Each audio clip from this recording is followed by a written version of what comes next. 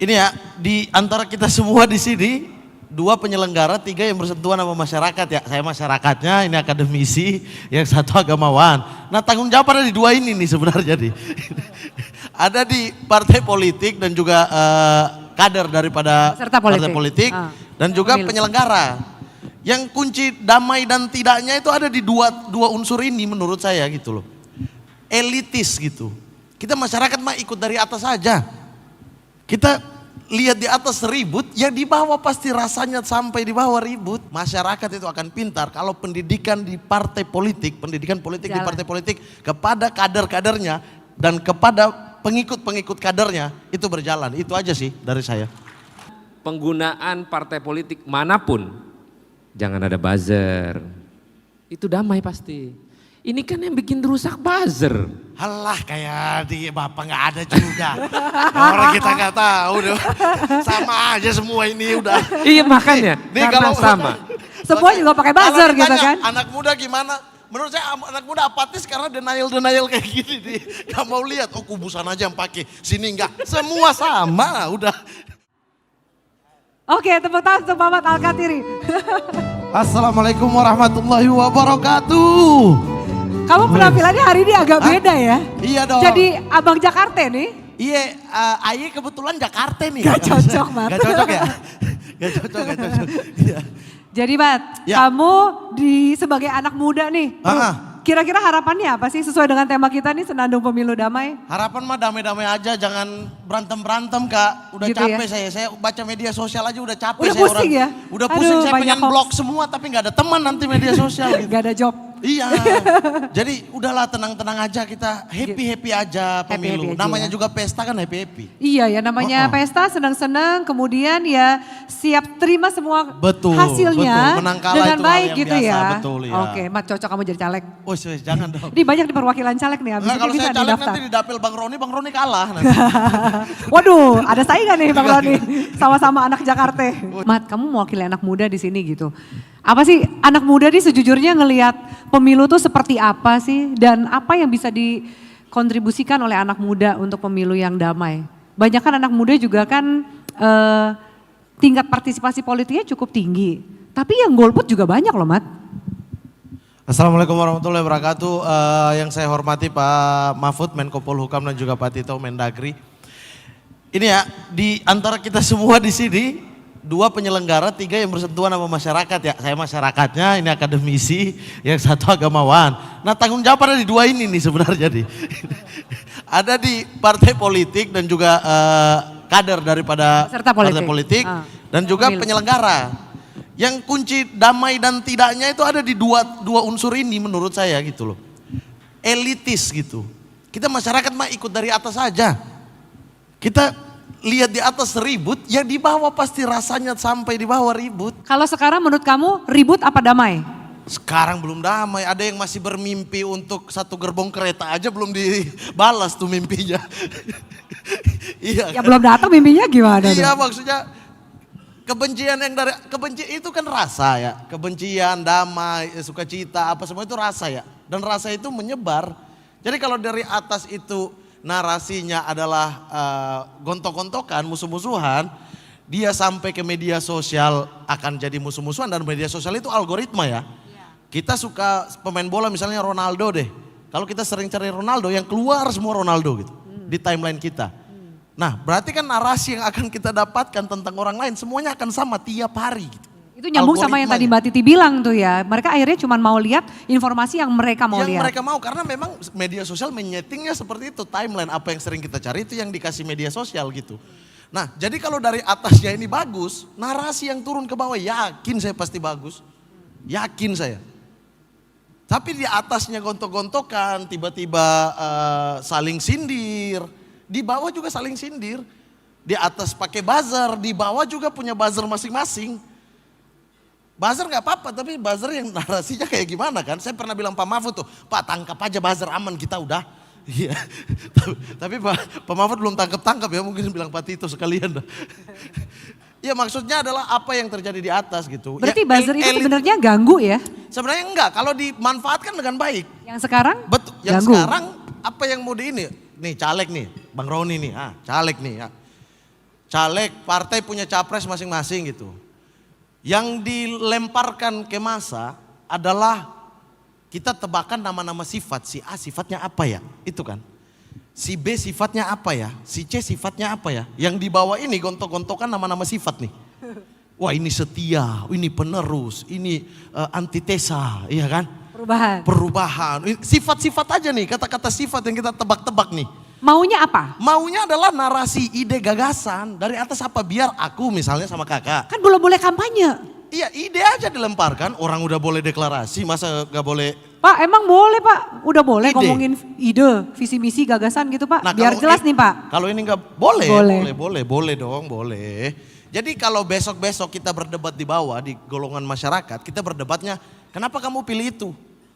Saya pilih itu karena dia sistem pendidikan yang akan dia terapkan itu bagus. Kamu kenapa? Oh karena sistem kesehatannya.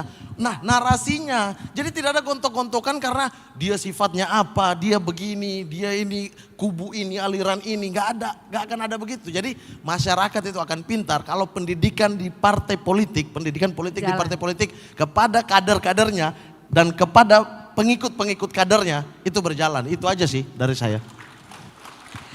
Mat, Boleh ditanggapin? boleh silakan masih ada Oke. waktu. Jadi, Pak Mahfud kita tambah 2 jam ya debat nih. di sini. jadi Mat, setuju Ya, Mat. ya. Kalau elitisnya mesti damai turun ke bawahnya mantap. Tadi kan gue udah bilang. Ya. Tapi yang lebih penting adalah bagaimana penggunaan partai politik manapun. Jangan ada buzzer. Itu damai pasti. Ini kan yang bikin rusak buzzer. Halah kayak di Bapak nggak ada juga. Orang kita nggak tahu deh. Sama aja semua ini udah. Iya makanya, Nih, karena kalau- sama. Semua juga pakai buzzer Kalau gitu ditanya, kan. Anak muda gimana? Menurut saya anak muda apatis karena denial kayak gini nih. Gak mau lihat, oh kubusan aja yang pakai, sini enggak. Semua sama, udah. Makanya kita perbaikinya bersama-sama. Oke, nah Kita Romo perbaiki mungkin sama-sama. mau menanggapi silakan Romo. Apakah boleh usul kemudian apapun namanya buzzer atau apapun juga, tetapi kalau yang mau ditampilkan itu hal-hal yang baik, Betul. mestinya akan membawa kebaikan. Betul. Tetapi kalau yang ditampilkan itu hal-hal yang kurang baik atau buruk, pasti akan memecah belah kita di antara warga dan masyarakat. Betul. Tugas kita bersama tentu para kontestan pemilu, bagaimana untuk menyampaikan hal-hal yang baik siapapun juga, pasti itu akan baik adanya. Kalau bisa, mestinya bisa. Bisa. saya Mestinya yakin. bisa, ya itu loh Saya mestinya yakin bisa. Tergantung itikat baik dan itikat politik yang lurus gitu loh Betul. dari Kalau semuanya di semuanya. atas duduk bersama, saya yakin anak muda partisipasinya di pemilu tahun 2024 ini akan lebih bagus. Karena kita tuh tidak butuh apa-apa ya. Butuhnya kita pengen damai, bisa ngobrol sama tetangga. Ini kita udah gak teguran nih. Pak, gara-gara kalian-kalian ini ya. kita udah gak teguran sama tetangga. Dari nih. dulu sampai sekarang belum baikan. Waktu itu sempat baikan. Habis itu muncul poster-poster berantem lagi nih kita. Iya. Sekarang ini hewan peliharaan kita aja kucing udah nggak boleh nyebrang ke sebelah gitu. Udah disangkut Udah pautin distempel semua. gitu ya. Wah Iya. ini kucing warna apa nih gitu kan ya. Iya, makanya jadi tolonglah mungkin di sini Bang Roni ada peserta pemilu juga, parpol-parpol, tolonglah ide gagasan yang tawarkan kepada kita yang masih muda ini biar kita ngikutin dan kita debat di bawah itu, kita debat yang punya isi gitu, bukan debat dia ini siapa, orang apa, dari mana, agama apa, dia mau Itu hancurkan udah lewat apa. lah ya. Itu udah lewat. Kalau nggak, kalau kita Harusnya nggak belajar-belajar pernah ada gitu di negara kan. ini. Bayangkan aja Soekarno, Syahrir, Hatta semua punya pemikiran yang berbeda-beda. Tan Malaka, Ya. Buya Hamka, begitu menghormatinya Soekarno kepada Buya Hamka, tetapi mereka berdua ada friksi yang tidak membuat apa-apa gitu. Tapi demi keutuhan bangsa. Soekarno sama Tan Malaka, yang Soekarno bilang kalau seandainya saya tidak ada yang bisa melanjutkan perjuangan ini, Tan Malaka, tapi dia penjarakan juga, tapi hubungannya tetap baik gitu. Jadi kalau disederhanakan, beda itu biasa, Biasa. Indonesia selamanya. Iya. Jangan pakai beda-beda Bu, nanti disumbungkan lagi ke PSSI lagi nanti ini. Ada tagline-tagline beda, ini kita di ini pemilu damai. Iya, Terakhir iya. Mat, kalau sebagai anak muda ya. Sekarang kan survei tuh banyak banget ya. Iya. Di luar buzzer nih, survei banyak banget.